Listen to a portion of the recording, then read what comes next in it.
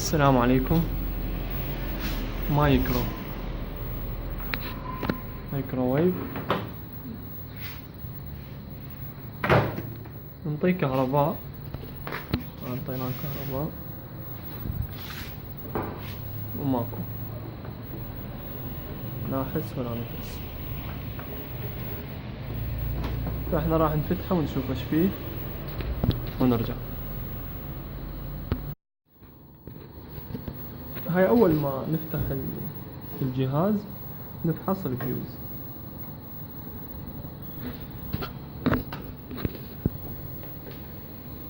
نفحص الفيوز. هاي الكهرباء واصلة، نجي نتبعها، تدخل هنا الكهرباء تطلع منه ازرق وجوزي.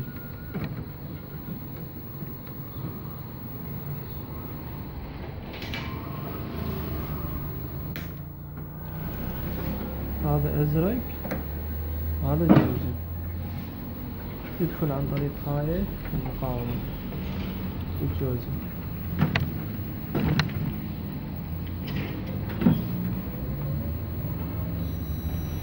هاي شغالة، يطلع منها جوزي يدخل ايضا عن طريق هاي.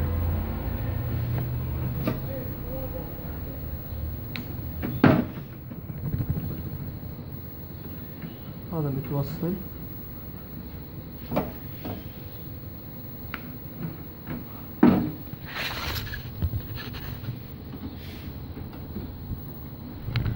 نتبع الجوزي داخل هنا بهذا السويتش.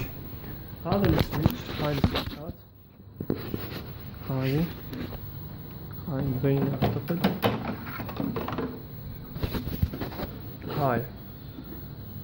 هاي السويتشات،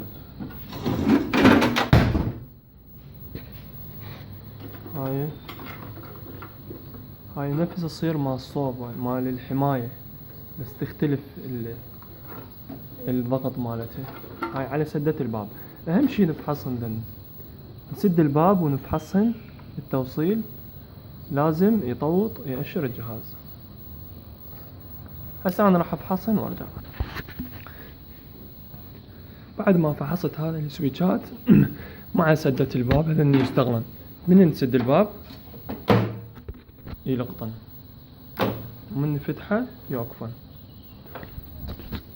هسه احنا نتبع نظل هذا الجوزي، هذا يدخل بهذا السويتش الاول، يطلع من السويتش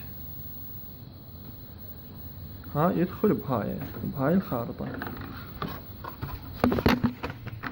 هاي الخارطة مالته، يدخل ينطي كهرباء الهاي المحولة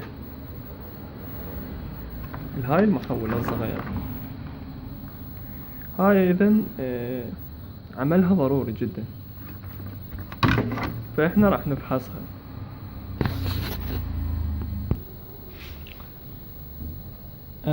طريقة الفحص مالتها هي هنا الدخول مال 220، وهنا خروج الملفات.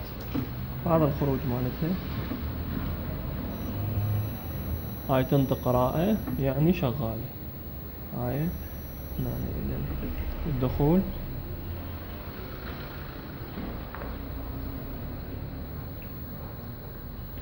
إذن اكو مشكلة هنا بالمحولة بال220 بالدخول.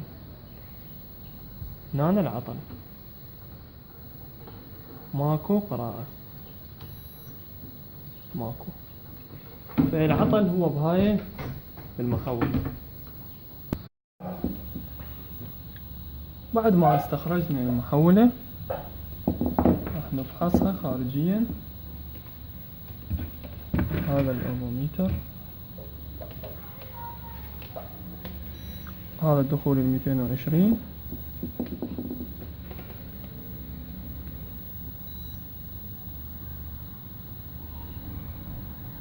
ماكو أي شيء، بيها قطع المحولة.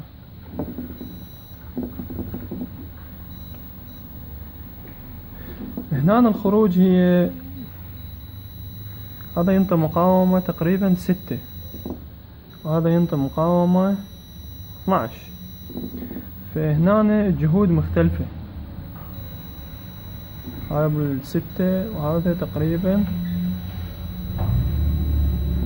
12. فمكتوب هنا بيانات 7 فولت 20 ملي امبير،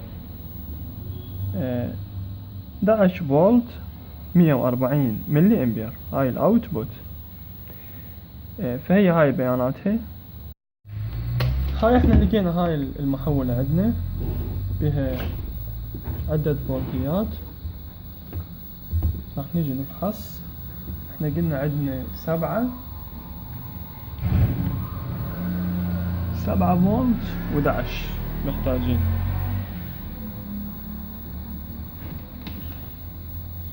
وهذا الأصفر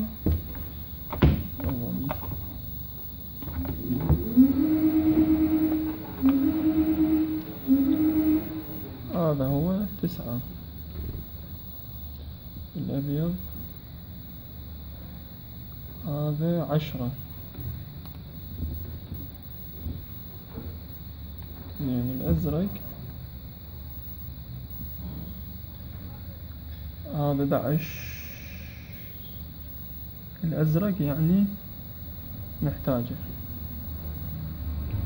الأزرق. نيجي نعيد عليه. هذا 11، هذا 1،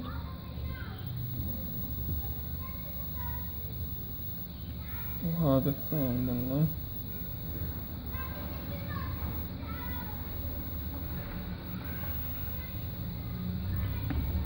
خليها على 20.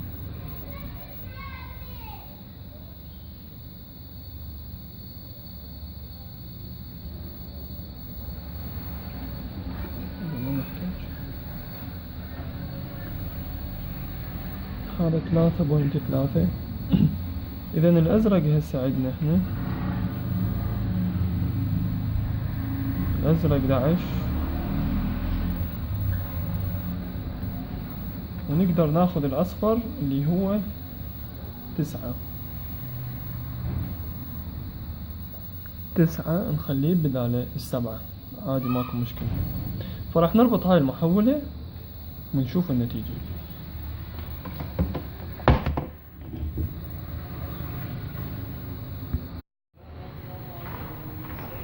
بعد ما ربطنا المحولة بهاي الصورة حتى نفحصها، راح ننطيه كهرباء.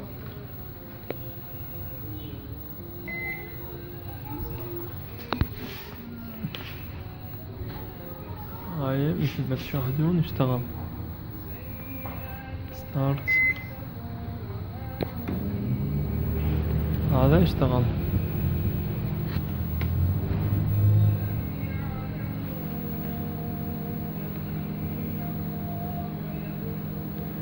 الشاشة هنا تبين مو واضحة، لكن هو اشتغل هسه. هذا هنا دا يدور. شكرا جزيلا.